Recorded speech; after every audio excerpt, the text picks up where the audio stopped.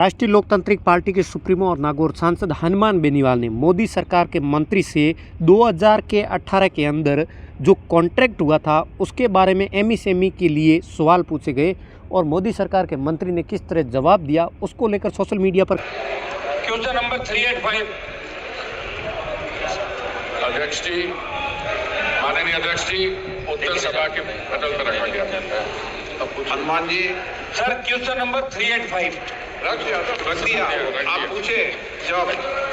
अध्यक्ष महोदय, वर्ष 2018 में थोक एलपीजी परिवहन के लिए आमंत्रित की गई निविदाओं में एलपीजी ट्रांसपोर्ट करने का काम उन्हें भी दे दिया गया जो एमएसएमई के अधिनियम न्यायालय आदेश और लागू विनियमों की अनुपालना करने में विफल रहे। न्यायालय के स्थगन आदेश की आड़ में प्रभावशाली और अपात्र ट्रांसपोर्ट ऑयल मार्केटिंग कंपनियों और मंत्रालय रखना पड़े। पूछा करो क्वेश्चन और सवाल पूछ रहा हूँ। जनाब मंत्री जी ने जो जवाब दिया है उसी क्रम में मैं आपके माध्यम से पहला सप्लीमेंट्री सवाल में मंत्री जी से कर रहा हूँ। अध्यक्ष महोदय, मंत्री जी आपने जवाब में कहा कि एमएसएमई के अंदर जो ट्रांसपोर्टर पात्र नहीं थे उनमें से कई लोग न्यायालय से स्थगन आदेश ले आए, इसलिए उनके प्रचलन जारी रखने की बात कही। मैं मंत्री से पूछना चाहता हूं कि वर्ष 2018 के इस मामले में माननीय न्यायालय ने एमएसएमई में जो पात्र ट्रांसपोर्ट नहीं थे उनके पक्ष में दिया गया स्थगन आदेश क्या आज तक प्रभावी है तो उन्हें लगातार प्रचलन की अनुमति है, और यदि स्थगन आदेश टूट गया उसके बावजूद ऐसे ट्रांसपोर्टरों को ऑयल मार्केटिंग कंपनियों के अफसरों ने उन्हें किस आधार पर काम दे रखा है बताने का कष्ट करें मंत्री जी आप।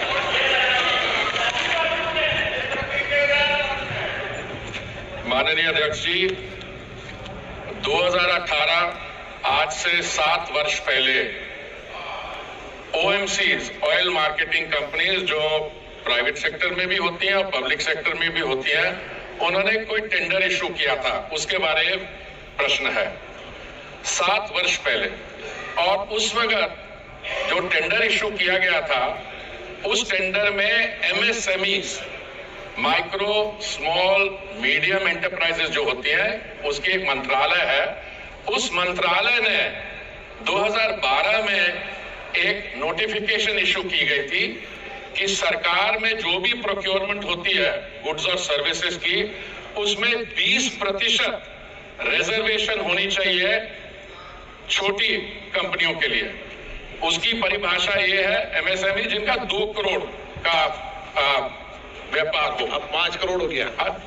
उस समय 2 करोड़ था, और मैं उसके आगे बताता हूं। माननीय अध्यक्ष जी, प्रश्न ये पूछा जा रहा है कि एमएसएमई के अलावा भी कुछ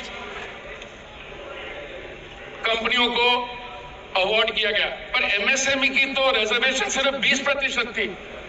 तो ये कहीं नहीं कहा गया एमएसएमई मंत्रालय की गाइडलाइंस में कि 100% होनी चाहिए।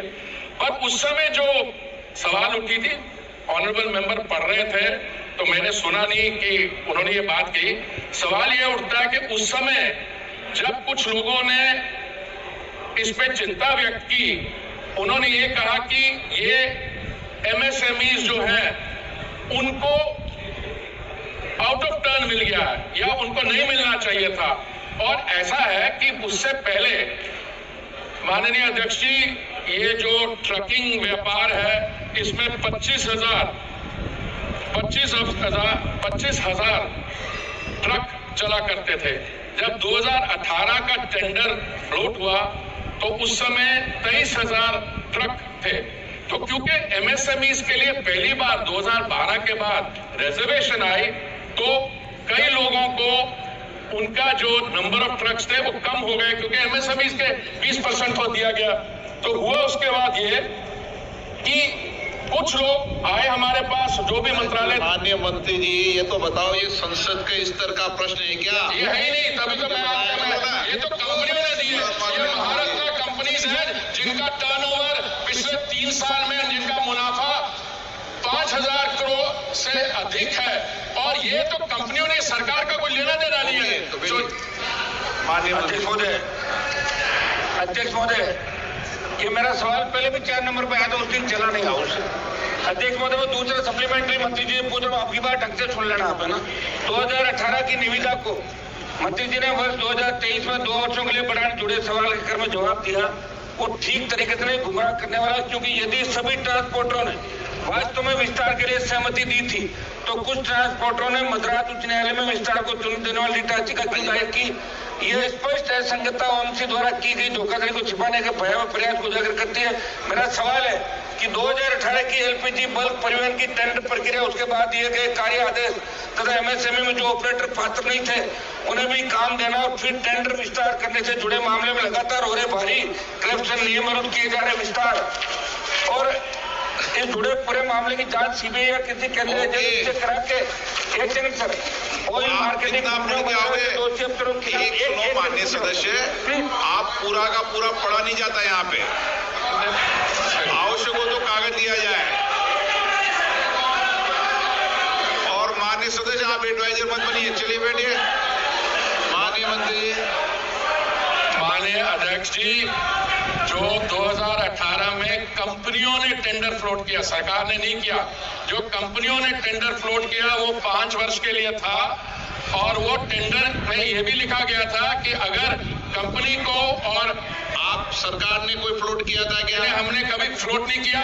और ये जो बात कर रहे हैं उनको ये भी बता दें, अगर मंजूरी हो कंपनी को, टेंडर को, दोनों ने सहमति के साथ एक्सटेंड किया, उसके बीच में 2018 और 23 के बीच में 2 साल महामारी का सामना करना पड़ा, कोई आर्थिक व्यवस्था नहीं हुई।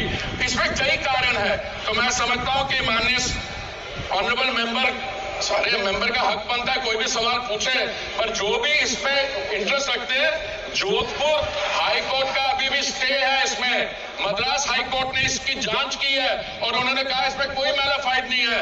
ये सारी जो डॉक्यूमेंट्स है मैं माननीय ऑनरेबल मेंबर को भिजवा दूंगा। और मुझे यही समझ नहीं आ रहा कि ये कॉन्ट्रैक्ट 7 साल पहले का इतनी हनुमान बेनीवाल ने मोदी सरकार के मंत्री से सवाल किया 2018 के जो एमएसएमई के लिए जो कॉन्ट्रैक्ट हुए वो कॉन्ट्रैक्ट किसने दिए। तो मंत्री जी का जवाब मिला कि सरकार ने न तो कोई टेंडर किया और न कोई सरकार के हाथ में है। तो फिर ये टेंडर किसने किया और वो टेंडर किया है तो फिर इसके ऊपर स्टे ऑर्डर किसने लिया, उसका जवाब मंत्री जी नहीं दे पाए। हनुमान बेनीवाल ने कहा ये सवाल मैं पहले भी पूछ चुका हूँ, तो मंत्री जी ने घुमा फिरा के जवाब दिया। तो इसका सही जवाब और सीधा जवाब क्यों नहीं दे पा रहे हैं मंत्री। वो हनुमान बेनीवाल का पर्सन था, उसमें जो अन्य सदस्य उन्होंने भी हनुमान बेनीवाल का सपोर्ट भी किया। पर बात की जाए तो लोकसभा के अंदर जो मोदी सरकार के मंत्री सवाल नहीं दे पा रहे हैं तो फिर सवाल का जवाब कौन दे पाएगा। आप लोगों को क्या लग रहा है वो भी कमेंट सेक्शन में ज़रूर दें। और हमारा वीडियो यूट्यूब चैनल पर देख रहे हो सब्सक्राइब कर लें और फेसबुक पेज पर देख रहे हो फॉलो ज़रूर करें। और अगले नए वीडियो मिलते हैं। राम राम, नमस्कार।